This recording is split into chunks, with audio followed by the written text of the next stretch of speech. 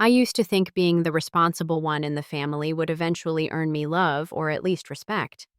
That if I kept showing up, kept fixing things, kept being available, they would see me. Rachel, the reliable. Rachel, the capable. Rachel, who never complained, never asked for much, always sent the money on time. I thought that if I was useful enough, it would mean I mattered. My name is Rachel Whitman.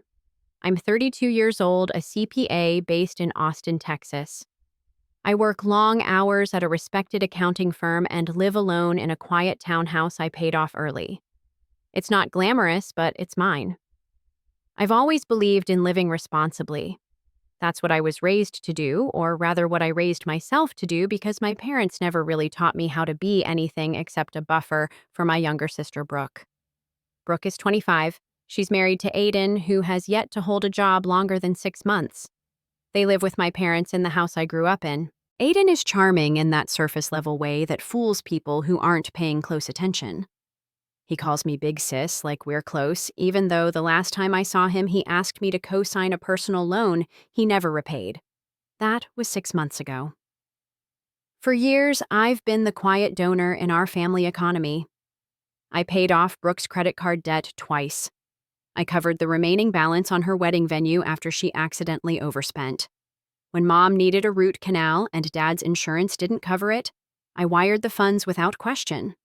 Last year, they hinted about being a little short on their mortgage, so I set up an automatic transfer every month. $2,500 straight to the Whitman household. I never complained. I told myself it was temporary. That once Brooke and Aiden got on their feet, it would stop. That one day my parents would say thank you. They never did. But I stayed quiet because saying no always came with consequences. This Christmas, I did what I always do.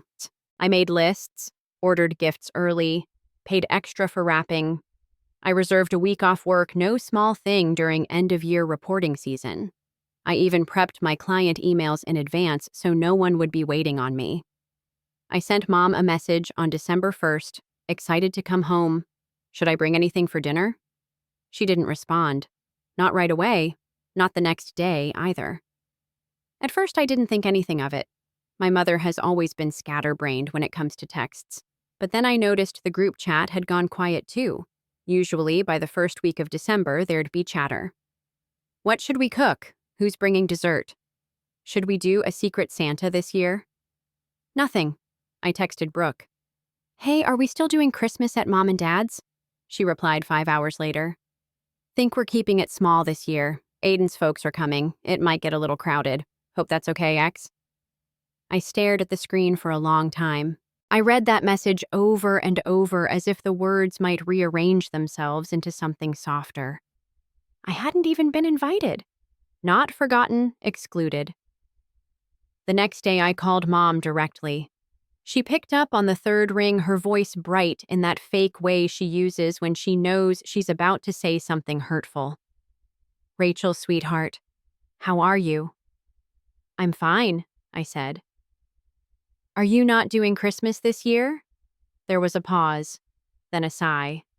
We are, but, well, Brooke thought it might be awkward with Aiden's family here. They're not used to our dynamic, and you know how tense things can get.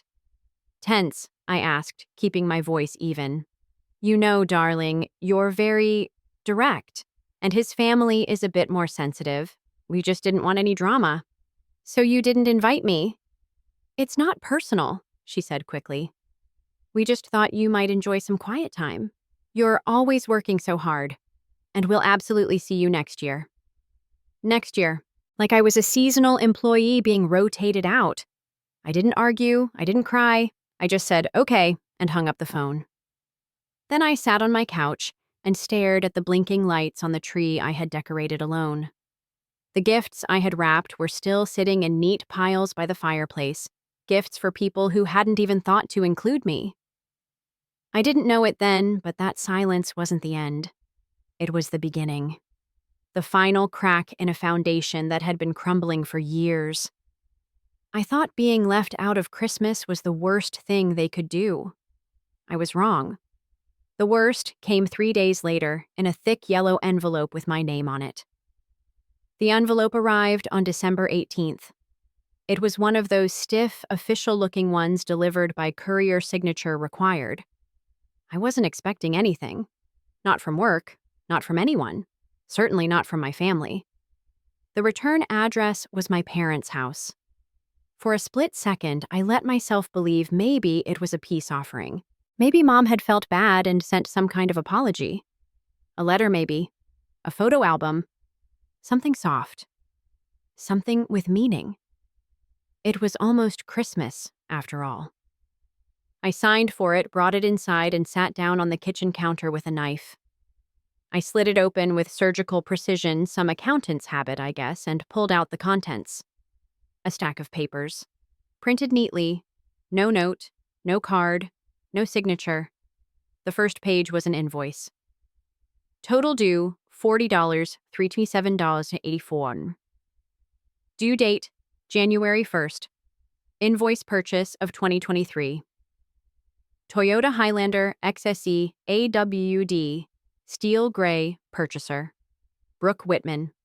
Co-signer, Rachel Whitman. I blinked. The letters didn't change. I flipped to the second page. Loan agreement, then registration documents, then the warranty, insurance, lease breakdown. It kept going. All under Brooke's name with mine listed next to hers. I wasn't a reference. I wasn't a backup contact. I was the primary co-signer. And there, at the bottom of page 4, was a signature. Mine, except it wasn't. Except it. My chest tightened. The pen stroke mimicked my writing style enough to fool a casual eye, but it wasn't mine. The R curved slightly too high. The H in Whitman was too sharp. I knew my own hand. This wasn't it. Underneath the documents tucked between the pages was a handwritten note. The handwriting was unmistakable, bubbly cursive with hearts dotting the I's. Thanks for helping with the new car, Rach. You're the best. Mom and Dad said you wouldn't mind, especially since you're doing so well. Payment starts. Feb 1st, Merry Christmas. Brooke. I sat there completely still. No calls, no invites, but they went out and bought a car, a $40,000 car, and signed my name to it. I stood up so quickly the bar stool tipped over behind me. My pulse was hammering. I grabbed my phone and dialed Mom's number. She picked up on the first ring. Rachel, sweetheart, did you sign my name on a car loan? I didn't raise my voice. I didn't need to. There was a pause, then a long exhale. We knew you'd overreact. Answer the question, I said. Well, she started. Brooke needed a car, Rachel. Her old one was breaking down, and she just got that new job at the marketing agency.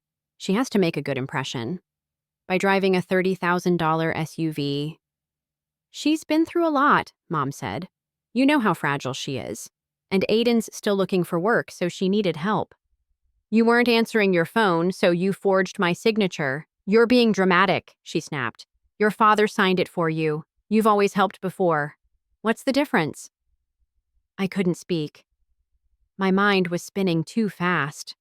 My mother had just confessed, without hesitation, without guilt, that she and my father had committed fraud in my name. Because in their eyes, I'd always helped before. So what was one more favor? I hung up without saying goodbye. 2 minutes later, Brooke's name lit up my phone. I didn't answer. She texted instead. Brooke, Mom said you're mad. Don't be. It's just a signature. You drive a Lexus, LOL, Brooke. If you can afford that, you can afford a Toyota for your sis, Brooke. Besides, I already posted about it. It'd be so embarrassing if they took it back now, Brooke. Don't ruin Christmas, Rach. Seriously. My hands were shaking, but I felt nothing. No rage, no sadness, just clarity. I finally saw them, the way they saw me.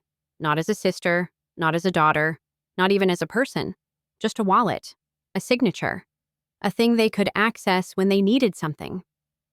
I didn't cry. I didn't scream. Instead, I walked over to the filing cabinet in my office and pulled out the folder where I kept every past loan agreement payment record and money transfer I'd ever made for them. I sat down and flipped through each one. Credit card bailouts, Brooke's tuition loan, The HVAC repair for the house, the wedding venue down payment, the honeymoon fund, the root canal, the mortgage, page after page, thousands of dollars, years of sacrifices. And not once had they asked how I was doing. Not once had they offered to help. I sent one message to my friend Lena. Rachel. You were right. She responded immediately. Lena. What happened, Rachel? They forged my name. $40,000 car. SUV. Dealership invoice came today. Lena. Holy hell. Are you okay, Rachel? No, but I'm not surprised. Then I took a long shower. I stood under the water until my skin burned. I washed the last 10 years down the drain. The guilt, the pressure, the loyalty, the silence. When I stepped out, I wasn't the same. That night, I didn't call them. I didn't reply to Brooke's follow-up text. Brooke reminder. First payment is Feb 1st. Tax again, sis. I stared at the screen for a long time. Then I deleted the message and began planning my next move. This wasn't going to end with an argument. It wasn't going to be a fight. This time I would let the law speak for me. The next morning, I woke up before sunrise. My mind was already racing before my feet hit the floor. I brewed coffee, sat at the kitchen table with a notepad, and began listing everything I had ever paid for in the past decade. $3,800 Brooke's tuition balance after she lost her scholarship. $6,200 her credit card debt the first time she maxed out. $12,000 the second time after she invested in an MLM. $1,500 wedding dress deposit. $9,000 down payment on her reception venue. $4,500 round-trip honeymoon flights and hotel in Tulum. $15,000 emergency roof repair after a storm which my mother said insurance didn't cover. $2,500 month for nearly 2 years now covering their mortgage so they could stay afloat. The total wasn't exact, but it hovered close to $90,000. I stared at the number. It didn't even shock me anymore. I had allowed this to happen. I'd called it kindness, family loyalty, being the good daughter, the responsible one. But it wasn't kindness anymore, it was compliance. Every time I said yes, I taught them to expect more. Every quiet sacrifice was a green light for their entitlement. My phone buzzed. Carol, Mom. Let's be reasonable, Rachel. Brooke's car is already registered. It's just a signature. Don't create unnecessary drama. Douglas, Dad. You make good money. This shouldn't be a problem. Please don't humiliate the family over paperwork. Brooke just wanted to say TY again. I'll post a pic with the car later. Tagging you? I turned off my phone. I took a breath. And I called an attorney. His name was Howard Lynn, a soft-spoken man with a precise voice and zero tolerance for emotional manipulation.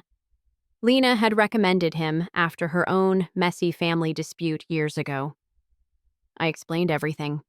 The forged signature, the loan documents, the invoice, the history of financial dependency.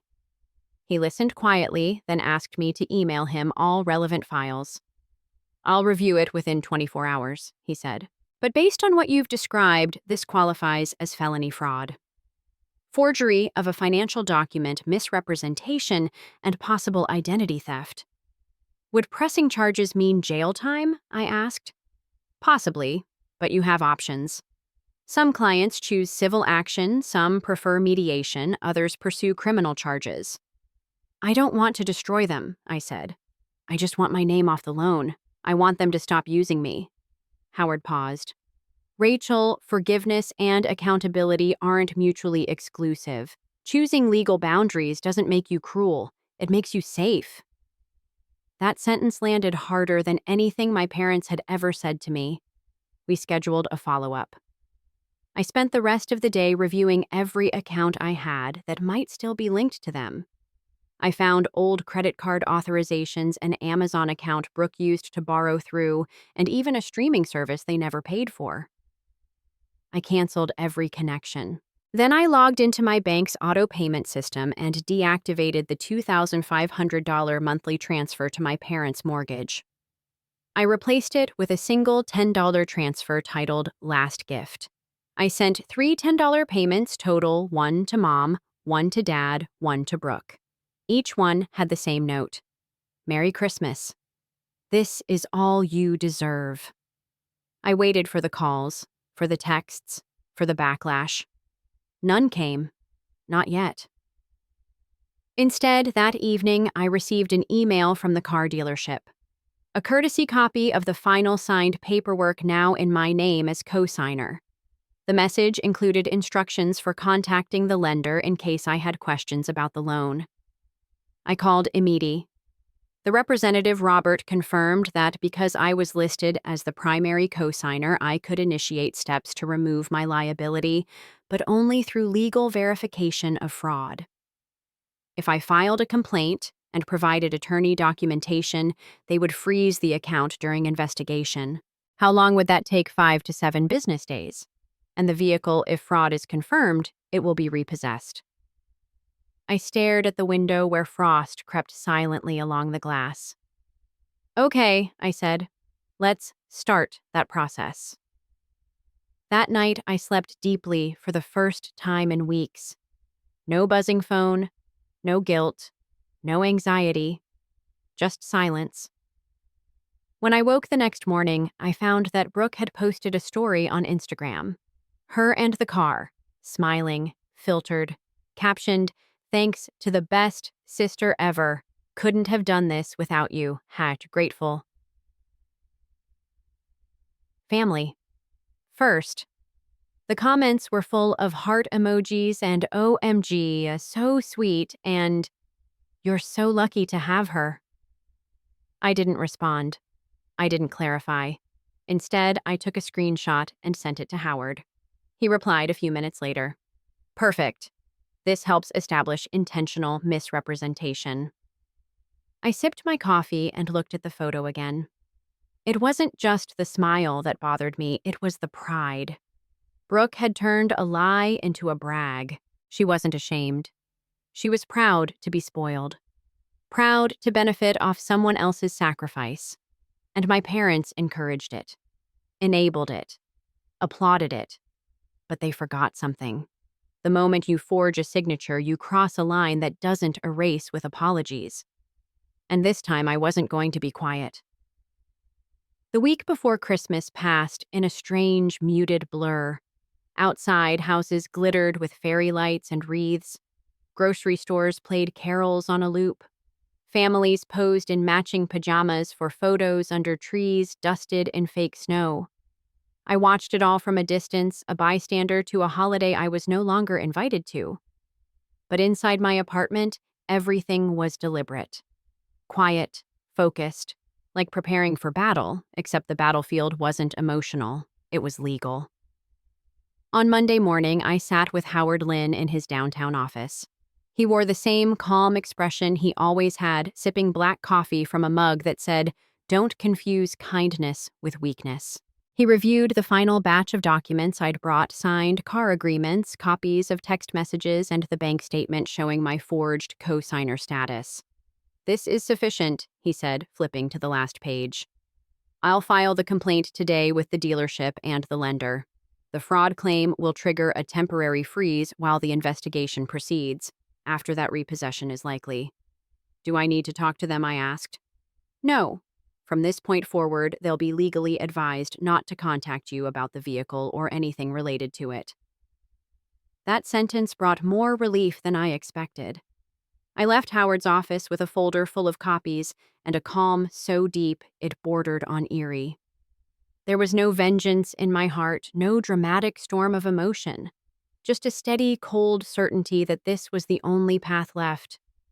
Back home, I started dismantling every invisible thread they had tied to me. First, I closed the shared Amazon account Brooke still used to order makeup and random emergency items. Then I changed the passwords on my bank accounts, email, and credit bureaus. I signed up for fraud alerts and activated two-factor authentication on everything.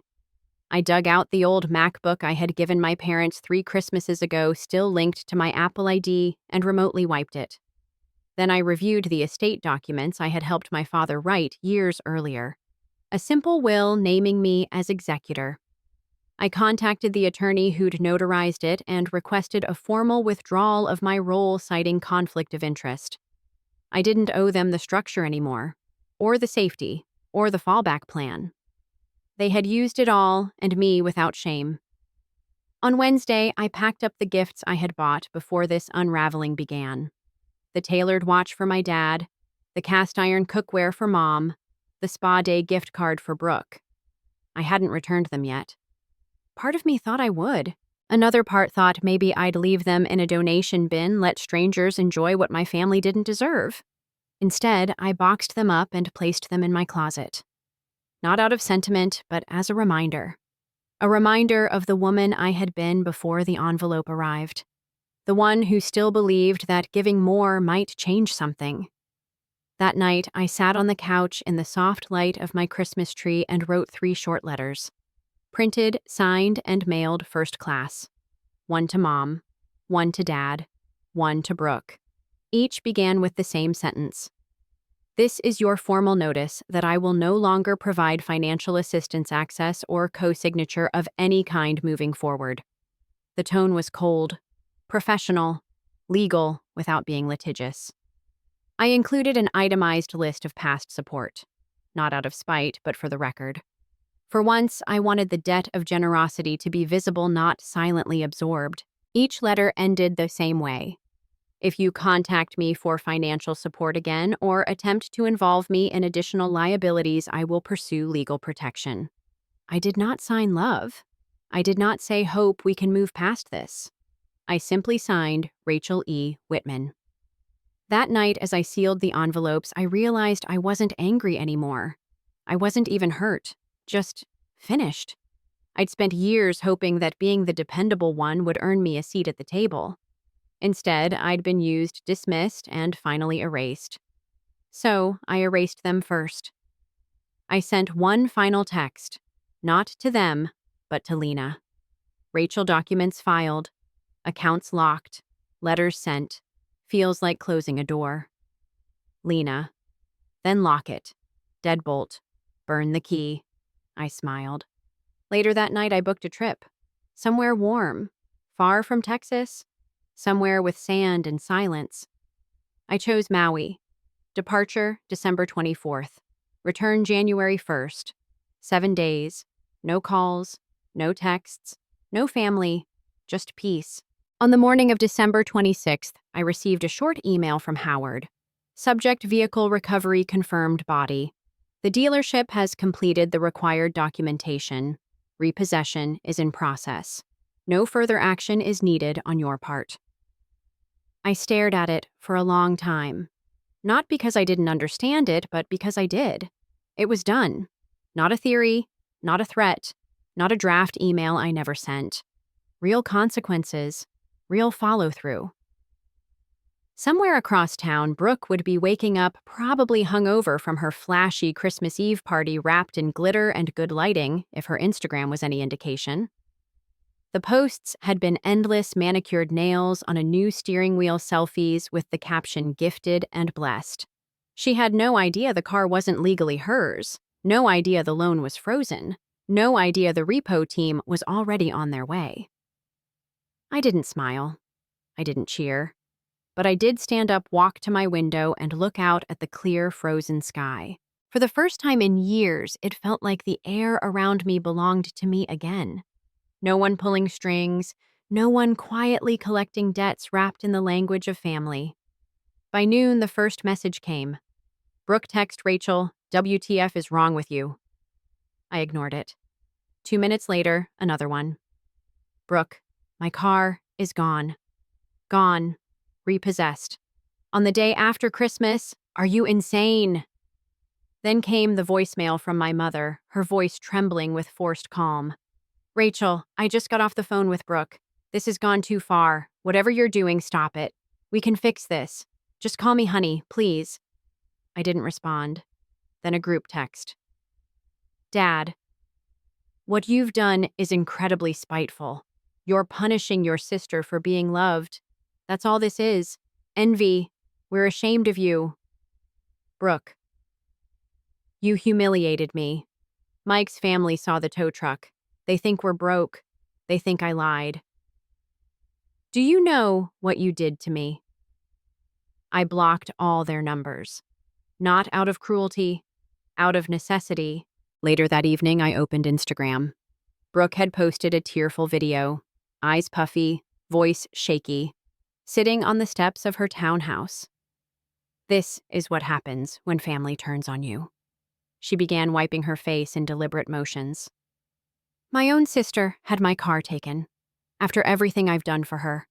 After all the help we've given her over the years. Help. I watched the entire 3-minute rant in silence.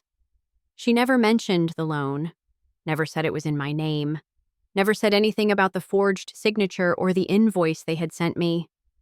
She was crafting a narrative, a victim's performance, a story where she was the betrayed one. I didn't comment, I didn't share it, but I took a screenshot, and I sent it to Howard.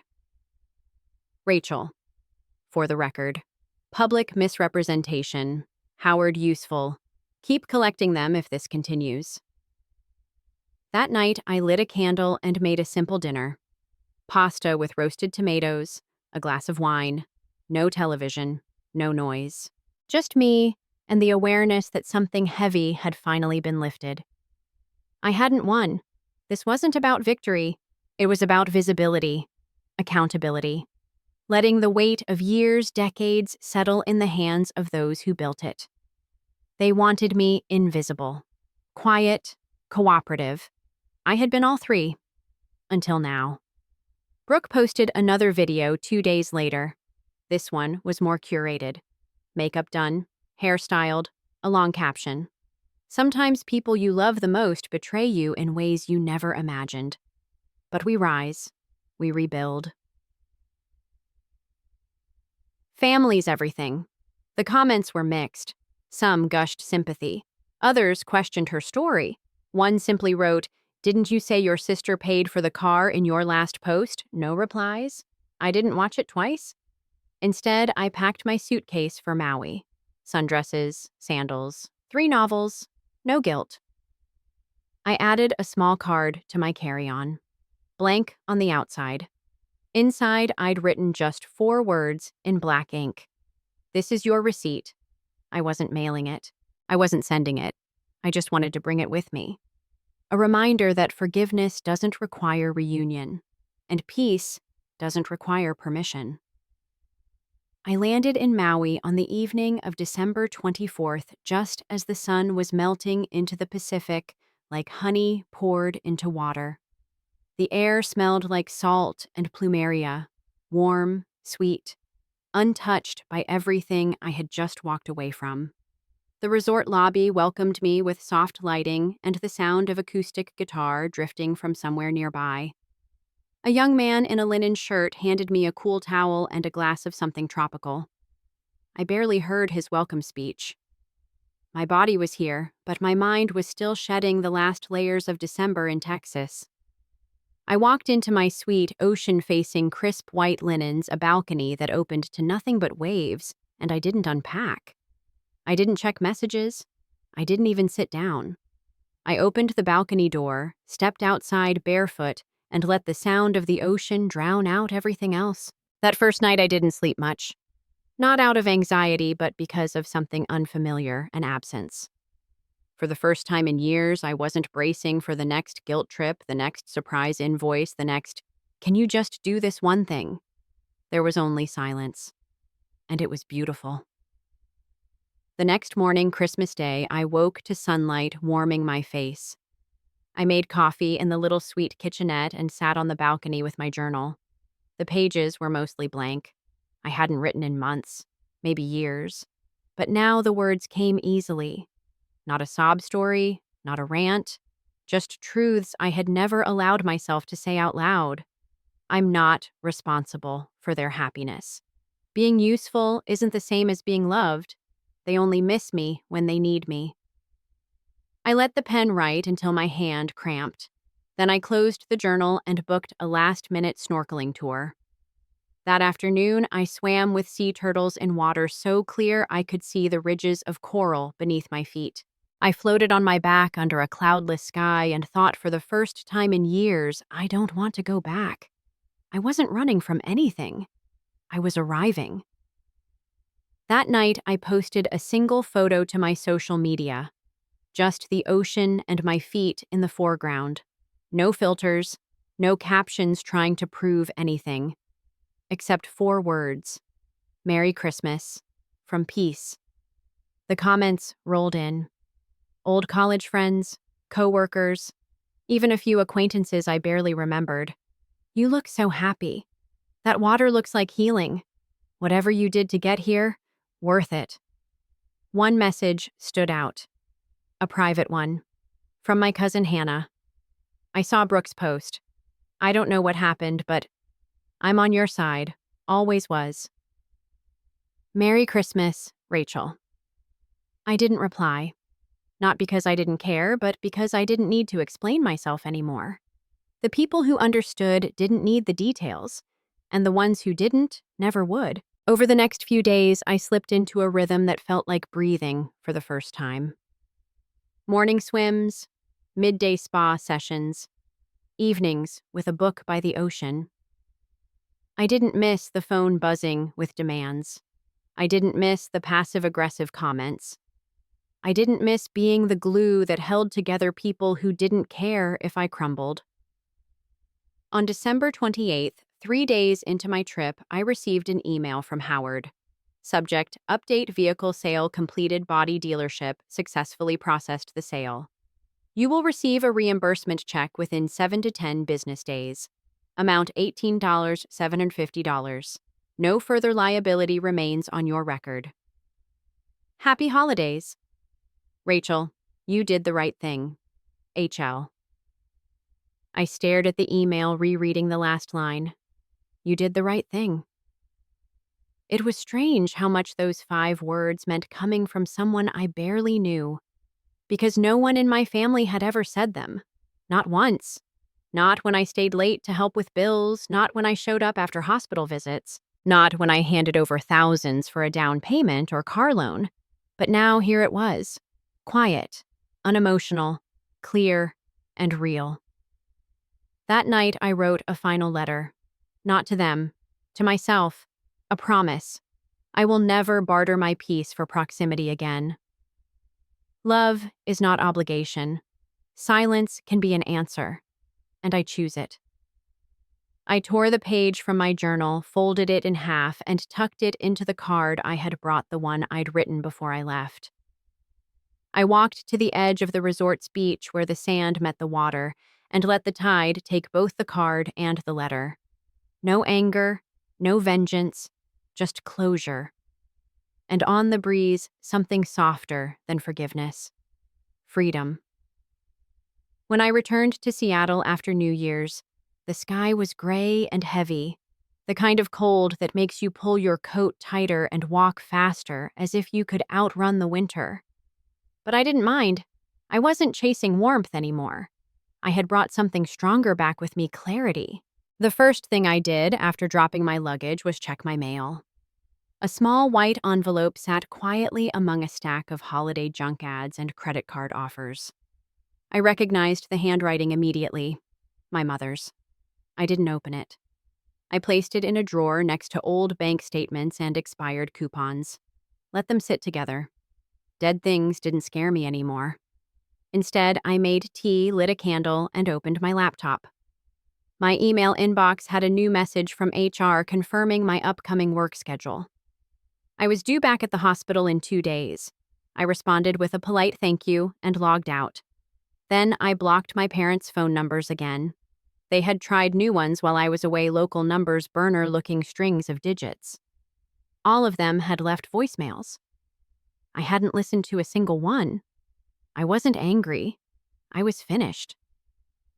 3 days later, I ran into my old neighbor, Carol, while unloading groceries from my car. She smiled warmly as always, but paused when she saw my face. "Something's different," she said. "Vacation," I replied. She nodded, but kept looking at me like she saw something else. Like she knew.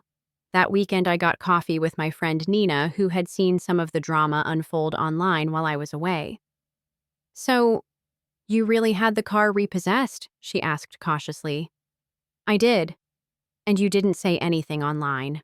Just vanished." I sipped my drink. I didn't owe anyone a press release. Nina leaned back, smiled slowly. "I don't think I've ever seen you like this. You used to explain everything, apologize for everything. Not anymore." It wasn't a declaration. It was a fact. Over the next few weeks, small echoes of my family's meltdown reached me. A coworker mentioned Brooke's latest viral TikTok where she tearfully claimed she was rebuilding her life after betrayal. One of my old high school classmates tagged me in a photo from a reunion I didn't attend. Brooke had apparently shown up, told her side, and left early when no one seemed overly sympathetic. And then came the message from Aunt Lisa. "Rachel, I don't know what happened exactly, but I do know this: you were always the one who showed up.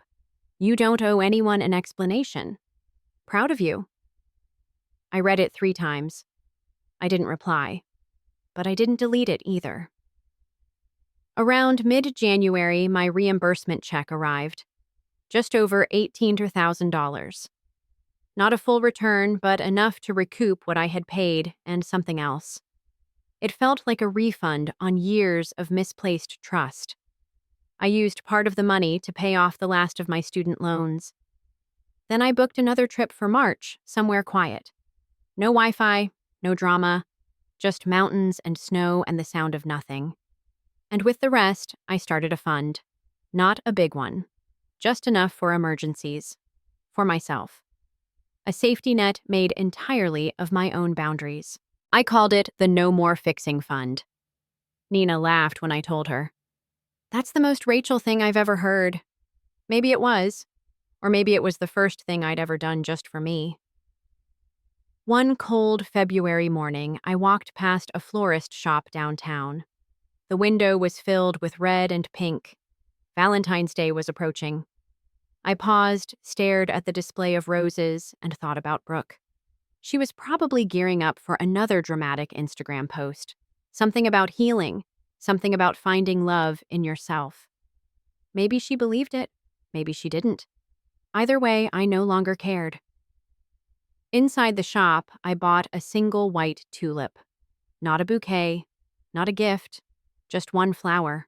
For myself, a symbol of peace, of detachment, of survival without spectacle. When I got home, I placed it in a small glass vase and set it by the window. No one saw it but me. And that was enough. March came quickly. The air in Seattle still smelled like wet pavement and espresso, but the light lingered a little longer each evening. I packed a small suitcase with books, a down jacket, and thick wool socks.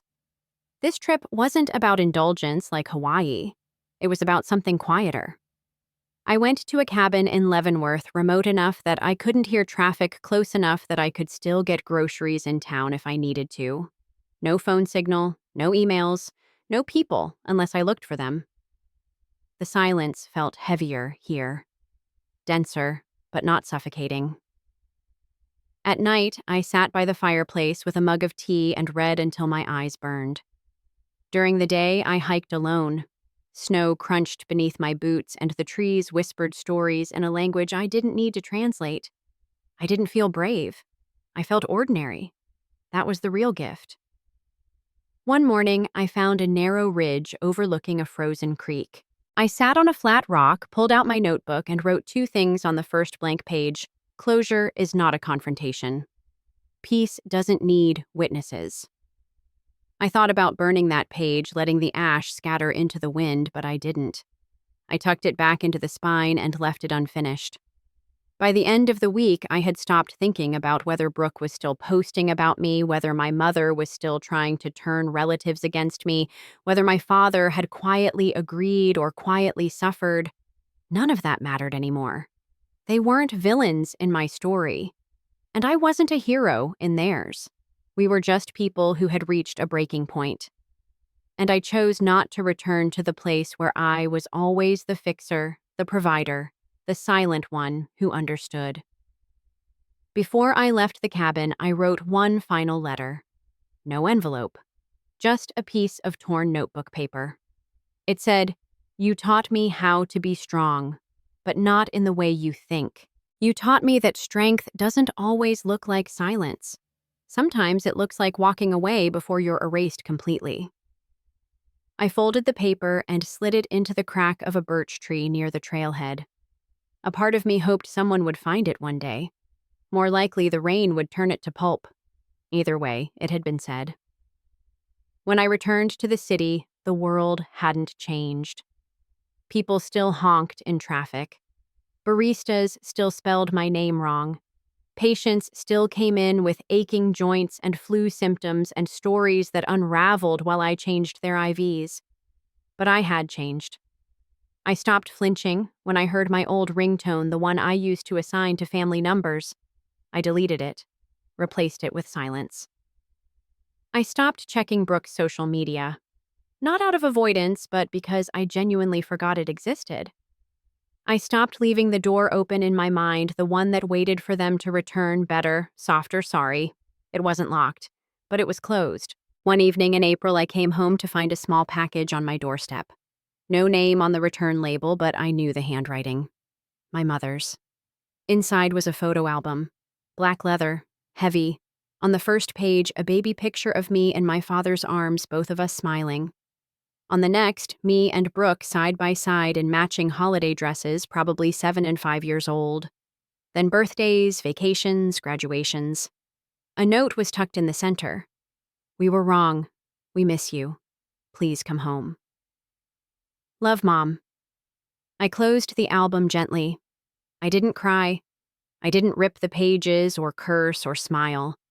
I just placed the album in a drawer, the same one with the unopened Christmas envelope. And I left it there, unanswered. Because not every apology needs a reply, and not every door needs to be reopened. That night, I had dinner with Nina and her partner. We talked about nothing important, bad takeout, a ridiculous show we'd all started watching, summer plans. After dessert, Nina reached across the table and asked, "How's your heart?" I didn't think. I didn't rehearse, I just said, "It's quiet." She nodded. "That's enough." And it was.